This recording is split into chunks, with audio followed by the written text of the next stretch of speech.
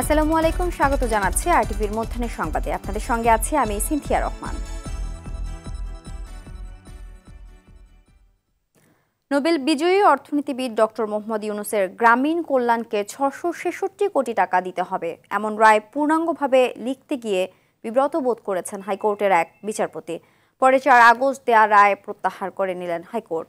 নথি পাঠানো হয়েছে প্রধান বিচারপতির কাছে। গত ৪ আগস্ট বিচারপতি খুরশিদ আলম সরকারের হাইকোর্ট বেঞ্চ ৬৬৬ কোটি টাকা পরিশোধের যে রায় দিয়েছেন সেটি লিখতে গিয়ে কনিষ্ঠ বিচারপতি দেখেন একসময় তিনি মামলাটি রাষ্ট্রপক্ষের হয়ে শুনানি করেছিলেন, কাজেই এর রায় তিনি দিতে পারেন না।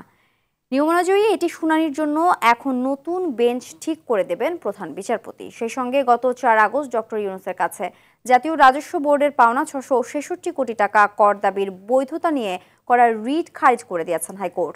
বিচারপতি মোহাম্মদ খুরশিদ আলম সরকার ও বিচারপতি সরদার মোহাম্মদ রাশেদ জাহাঙ্গীর সমন্বয়ে গঠিত হাইকোর্ট বেঞ্চ এ রায় দেন। এর ফলে ডক্টর ইউনূস ওই পরিমাণ টাকা সরকারকে পরিশোধ করার কথা ছিল। যাবতীয় কিন্তু তিনিও জানেন, উনি সেকেন্ড জাজও জানেন যে তিনি সরকার পক্ষের লয়ার ছিলেন, এখন উনি বিচারক, উনি শুনতে পারেন না, এটা বিজ্ঞ কোর্টও জানেন। কিন্তু আমরা দীর্ঘদিন এখানে হয়রানিগ্রস্ত হলাম, সমস্ত কিছুতে হলাম, জাজমেন্টও দিয়ে দিল। তারপরে এই যে জিনিসটা করা হলো এটার সময় আমাদের বিব্রতকর অবস্থায় ফেলেছে এবং জনগণের কাছে একটা ভুল মেসেজ গিয়েছে। সাবেক প্রধানমন্ত্রী শেখ হাসিনার ছেলে সজীব ওয়াজেদ জয়কে অপহরণ করে হত্যার ষড়যন্ত্রের অভিযোগে করা মামলায় দৈনিক আমার দেশ পত্রিকার ভারপ্রাপ্ত সম্পাদক মাহমুদুর রহমানকে জামিন দিয়েছে আদালত। সকালে ঢাকা মহানগর দায়রা জজ আদালতের বিচারক মোহাম্মদ আসামস জগলুল হোসেন শুনানি শেষে তার জামিন মঞ্জুর করেন। এর আগে ২৯ সেপ্টেম্বর ঢাকার অতিরিক্ত চিফ মেট্রোপলিটন ম্যাজিস্ট্রেট মাহবুবুল হকের আদালতে তিনি আত্মসমর্পণ করে আপিল শর্তে জামিন আবেদন করেন। ওই দিন শুনানি শেষে বিচারক তার জামিন আবেদন না মঞ্জুর করে কারাগারে পাঠানোর আদেশ দেন। এদিকে সাবেক আইনমন্ত্রী আনিসুল হককে আরেকটি মামলায় গ্রেফতার দেখানো হয়েছে। আলামিন হোসেন নামে এক ব্যক্তিকে হত্যায় বাড্ডা থানা করা মামলায় আনিসুল হককে গ্রেফতারের আবেদন করে পুলিশ। এ সময় আসামি পক্ষের কোনো আইনজীবী উপস্থিত ছিলেন না। পরে গ্রেফতার আবেদন মঞ্জুর করেন বিচারক। গত ৫ আগস্ট হাসিনা সরকারের পদত্যাগে আনন্দ মিছিলে অংশ নেন আলামিন। বাড্ডা এলাকায় পুলিশের গুলিতে নিহত হন তিনি। ১৩ আগস্ট গোপন তথ্যের ভিত্তিতে নৌপথে পলাতে গিয়ে রাজধানীর সদরঘাট এলাকা থেকে সালমান এফ রহমান, আইনমন্ত্রী আনিসুল হককে গ্রেফতার করা হয়। নিউ মার্কেট এলাকায় দোকান কর্মচারী শাহজাহান আলীকে হত্যা মামলায় পরদিন ১৪ আগস্ট তাদের ১০ দিনের রিমান্ড মঞ্জুর করেন আদালত। এরপর থেকে তাদের একাধিক মামলায় গ্রেফতার দেখানো হয়। ঠাকুরগাঁও ২ আসনের ৭ বারের সাবেক সংসদ সদস্য দবিরুল ইসলামকে গ্রেফতার করা হয়েছে। গেল রাতে ঠাকুরগাঁও সদর উপজেলার রুহিয়া থানা আওয়ামী লীগ নেতা আলমগীর হোসেনের বাসা থেকে তাকে গ্রেফতার করে র্যাব। জেলার পুলিশ সুপার শেখ জাহিদুল ইসলাম বিষয়টি নিশ্চিত করেছেন। এদিকে রাজশাহী ৪ আসনের সাবেক সংসদ সদস্য আবুল কালাম আজাদকেও গ্রেফতার করেছে র্যাপিড অ্যাকশন ব্যাটালিয়ন র্যাব। বুধবার রাজধানী মিরপুর এলাকা থেকে তাকে গ্রেফতার করা হয়। গত ৫ আগস্ট বাগমারাতে বৈষম্য বিরোধী ছাত্র আন্দোলনে হামলার ঘটনায় তার বিরুদ্ধে রাজশাহীতে মামলা হয়েছে।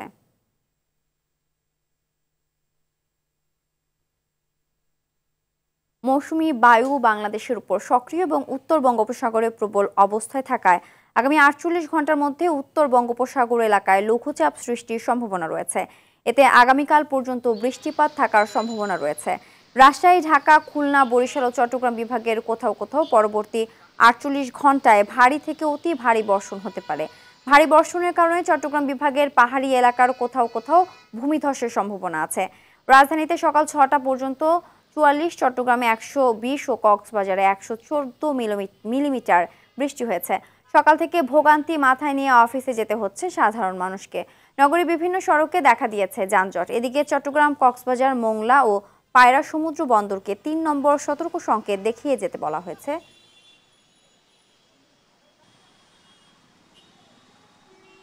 যে উন্নয়ন করে গেছে এই উন্নয়ন জোয়ারে আমরা বাঁচতেছি। এখন কঠিন অবস্থা, পুরো রাস্তাই জ্যাম। 2 ঘন্টা শুধু খিলগাঁও থেকে আসলাম। যারা দায়িত্বে আছে, দায়িত্বরত, তারা কি আসলে কি ঘুমিয়ে আছে না কি করতেছে সেটা আমরা কিছু জানি না। এলিফ্যান্ট রোডে এতটাই পানি ছিল যে বাস এতটুকু ডুবে গেছে, ইভেন বাসের মধ্যেও পানি চলে আসছে। রাজশাহী, ঢাকা, খুলনা, বরিশাল এবং চট্টগ্রাম বিভাগে কোথাও কোথাও ভারী থেকে অতি ভারী বর্ষণ পরবর্তী 48 ঘন্টার জন্য জারি করা হয়েছে। বাংলাদেশে যে সমুদ্রবন্দর আছে সমুদ্রবন্দর সময়কে 3 নম্বর স্থানীয় সতর্ক সংকেত দেখে যেতে বলেছি। দর্শক, রাজধানীর তেজগাঁও এলাকা থেকে সরাসরি যোগ দিচ্ছেন সহকর্মী ইকবাল অনিক। অনেক রাজধানীর সড়কের এখন পরিস্থিতি কেমন দেখছেন, জলাবদ্ধতা রয়েছে কিনা জানাবেন। সিনথিয়া, আপনি যেমনটি বলছিলেন যে গতকাল সন্ধ্যা থেকে সকাল পর্যন্ত রাজধানীতে ভারী বৃষ্টিপাত হয়েছে, এখনও কিন্তু বৃষ্টিপাত হচ্ছে। আমরা সকাল থেকে রাজধানীর বিভিন্ন এলাকায় ঘুরেছি, এই মুহূর্তে কিন্তু আছি তেজগাঁ এলাকায়, এখানেও কিন্তু এখনও বৃষ্টিপাত হচ্ছে। আমরা রাজধানীর বিভিন্ন এলাকায় দেখেছি এবং সকাল থেকে এবং বৃষ্টির কারণে জলাবদ্ধতার সৃষ্টি হয়েছে এবং সেই জলাবদ্ধতার কারণে কিন্তু বিভিন্ন সড়কে কিন্তু যানজটের সৃষ্টি হয়েছে। আমরা যে এই তেজগাঁ এলাকায় রয়েছি সেই এলাকাটিতে কিন্তু দীর্ঘ যানজট আমরা দেখতে পেরেছি। অফিসগামী যে মানুষজন রয়েছে তারা কিন্তু ভোগান্তির শিকার হয়েছেন এবং সকালে আমরা যেসব এলাকায় ঘুরেছি পানিবন্দী এলাকায় ছিল সেসব এলাকায় সাধারণ মানুষ যারা রয়েছেন তাদের সঙ্গে আমরা কথা বলেছি। তারা আমাদের যতটুকু জানিয়েছেন যে এই বৃষ্টিপাত হচ্ছে প্রতিনিয়ত, কিন্তু এই পানি জলাবদ্ধতারও সৃষ্টি হচ্ছে, কিন্তু এর সঠিক কোনো সমাধান হচ্ছে না এবং তারা দ্রুত কিন্তু এই সমাধান চান এবং নগরবাসীকে এই জলাবদ্ধতার হাত থেকে যাতে এই যে নতুন যে অভ্যন্তরীণকালীন সরকার রয়েছে তারা যাতে এই সমাধানটি করে নিয়ে আসে রাজধানীর। এবং আমরা সকালে আবহাওয়া অফিসের তথ্য অনুযায়ী যতটুকু জানতে পেরেছি রাজধানীতে গতকাল সন্ধ্যা থেকে সকাল 6টা পর্যন্ত 44 মিলিমিটার বৃষ্টি হয়েছে এবং আবহাওয়া অফিস থেকে জানানো হয়েছে এই বৃষ্টি আগামীকাল পর্যন্ত থাকার সম্ভাবনা রয়েছে এবং পরবর্তী 48 ঘন্টায় রাজধানী সহ দেশের বেশ কয়েকটি বিভাগে কিন্তু ভারী থেকে অতি ভারী বৃষ্টিপাত হওয়ার সম্ভাবনা রয়েছে এবং মৌসুমি বায়ুর প্রভাবে যে বৃষ্টিপাত হচ্ছে সেই বৃষ্টিপাতের কারণে যে পার্বত্য এলাকায় পাহাড় ধসেরও একটা সম্ভাবনা রয়েছে বলে আবহাওয়া অফিস সূত্রে আমরা জানতে পেরেছি। তো সার্বিক যদি বিষয় যদি বলা চলে যে রাজধানী জুড়ে কিন্তু এই বৃষ্টিপাতের কারণে কিন্তু দীর্ঘ যানজটের সৃষ্টি হচ্ছেন এবং অফিসগামী যারা রয়েছেন এবং বিভিন্ন কাজে যারা বাসা থেকে বের হয়েছেন তারা কিন্তু ভোগান্তির শিকার হচ্ছেন। এই ছিল সিনথিয়া আমার কাছে রাজধানীর এই বৃষ্টিপাতের সর্বশেষ অবস্থা। ধন্যবাদ। দর্শক, দুর্যোগপূর্ণ আবহাওয়ার খবর জানাতে এবার চুয়াডাঙ্গা থেকে সরাসরি যোগ দিচ্ছেন সহকর্মী জহির রায়হান। রায়হান, চুয়াডাঙ্গায় বৃষ্টিপাতের পরিস্থিতি কেমন দেখছেন, ফসলের ক্ষয়ক্ষতির খবর রয়েছে কিনা জানাবেন।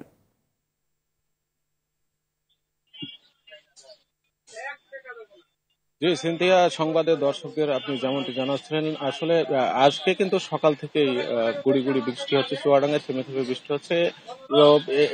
এখনো ভারী বৃষ্টির কোনো সম্ভাবনা নেই বলে জানিয়েছে আবহাওয়া অফিস। আগামীকালকেও কিন্তু বৃষ্টির এমন যে অবস্থা আবহাওয়াতে এমন অবস্থা সেই বৈরী আবহাওয়ার অবস্থা অব্যাহত থাকতে পারে বলে জানিয়েছে আবহাওয়া অফিস। তো এই সকাল থেকে যে বৃষ্টিপাত হচ্ছে চুয়াডাঙ্গায় এই কারণে কিন্তু আমরা দেখেছি যে স্বাভাবিক যে কর্ম আছে সেগুলো কিন্তু চরমভাবে ব্যাহত হচ্ছে। বিশেষ করে যারা খেটে খাওয়া ছিন্নমূল মানুষ আছে তারা কিন্তু সময় মতো কাজে যেতে পারেননি।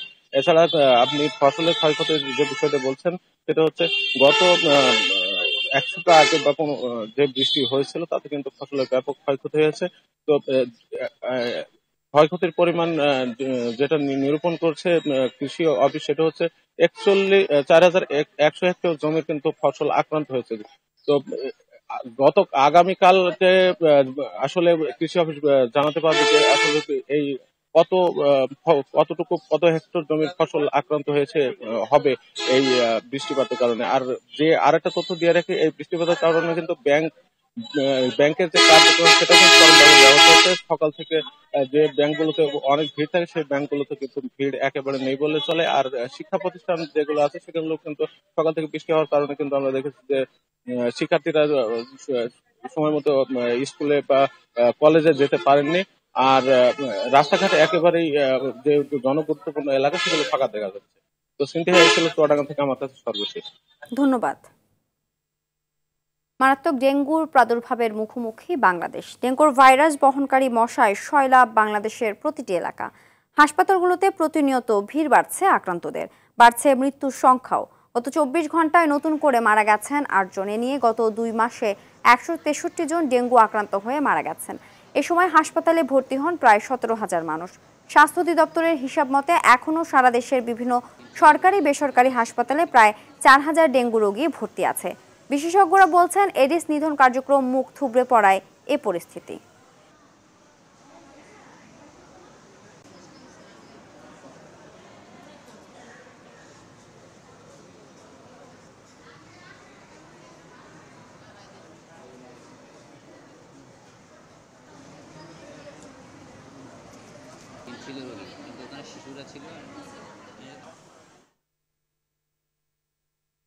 দর্শক, ডেঙ্গু পরিস্থিতির খবর জানাতে রাজধানীর সোহরাওয়ার্দী হাসপাতাল থেকে সরাসরি যোগ দিচ্ছেন সহকর্মী বিপুল দেব রায়।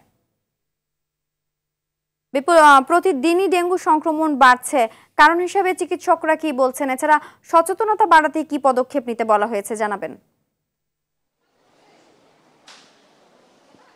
সিনথিয়া, আমি এখন আছি ঢাকা শহীদ সোহরাওয়ার্দী মেডিকেল কলেজের হাসপাতালে এবং এখানে এসেও কিন্তু অন্যান্য হাসপাতালের মতো একই চিত্র, অর্থাৎ সকাল থেকে কিন্তু বিভিন্ন রোগীদের ভর্তির বিষয়টি আমাদের চোখে পড়েছে এবং গত কয়েকদিন ধরে যে হারে রোগী ভর্তি হচ্ছে এখনও সে হারে কিন্তু ভর্তি হচ্ছে এবং আমরা হাসপাতালের বিভিন্ন যারা রোগী রয়েছেন তাদের সাথেও কথা বলছি। তারা বলছেন এবারের যে রোগের যে উপসর্গটি একটু ব্যতিক্রম আমরা দেখতে পেয়েছি, অর্থাৎ চিকিৎসকরা বলছেন যে ডেঙ্গু রোগের যে গত কয়েক বছর ধরে যে লক্ষণগুলো দেখা গেছে তাদের থেকে একটু পার্থক্য রয়েছে, বিশেষ করে পেটে ব্যথা এবং পাতলা পায়খানা এবং কোনো জ্বর ছাড়াই কিন্তু ডেঙ্গু রোগীদের যখন টেস্ট করা হচ্ছে ব্লাডগুলো, সেগুলো তো ধরা পড়ছে ডেঙ্গু রোগীর যে উপশমটি।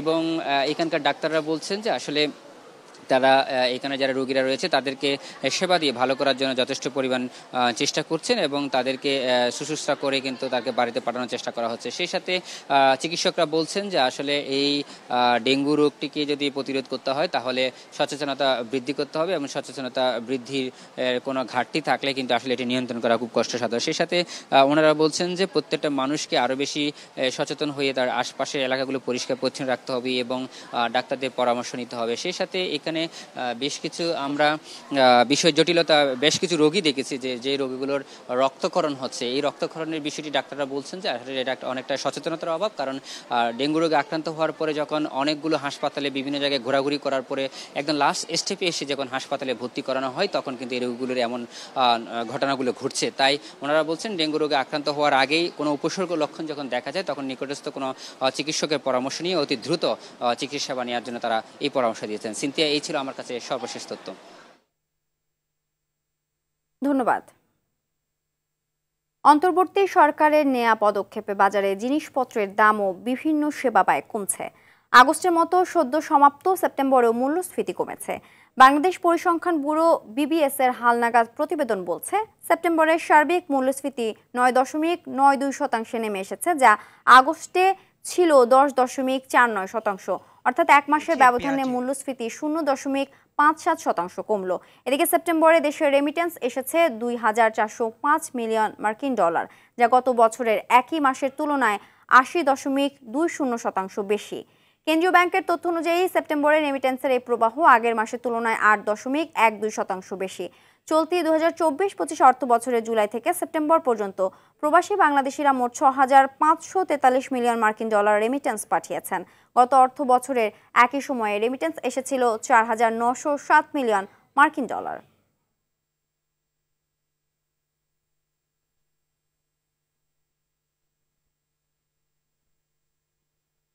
দুর্গাপূজার সামনে রেখে জেলায় জেলায় চলছে প্রতিমা তৈরির কাজ। সিরাজগঞ্জে প্রতিমা তৈরিতে ব্যস্ত সময় পার করছে মৃৎশিল্পীরা।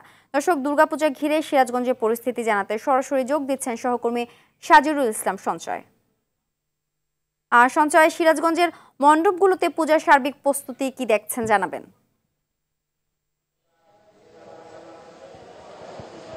সিনথিয়া, আপনি যেমনটি বলছিলেন আগামী 9 অক্টোবর ষষ্ঠী পূজার মধ্য দিয়ে শুরু হবে হিন্দু ধর্মাবলম্বীদের সবচেয়ে বড় ধর্ম উৎসব দুর্গাপূজা এবং আগে এটি 14 অক্টোবর বিজয়া দশমীর মাধ্যমে কিন্তু এই পূজাটি সমাপ্ত হবে।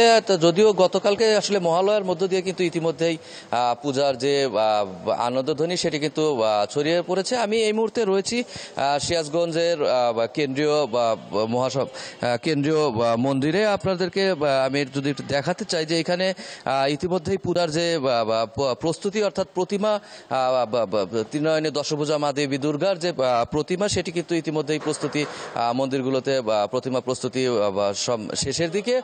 যে প্রতিমা তৈরির যে পাড়াগুলো রয়েছে সেখানে কিন্তু এই মুহূর্তে প্রতিমা তৈরির কাজ করছেন প্রতিমা কারিগরেরা। এছাড়া মণ্ডপগুলোতে যে সাজসজ্জা সহ অন্যান্য যে কাজকর্মগুলো রয়েছে সেগুলো কিন্তু চলমান রয়েছে। আরেকটি বিষয়, এবার কিন্তু সিরাজগঞ্জে মোট 501টি মণ্ডপে দুর্গাপূজা অনুষ্ঠিত হচ্ছে এবং এবার পূজা মণ্ডপগুলোর নিরাপত্তার জন্য কিন্তু প্রশাসনের পক্ষ থেকে সর্বোচ্চ পদক্ষেপ গ্রহণ করা হয়েছে। ধন্যবাদ।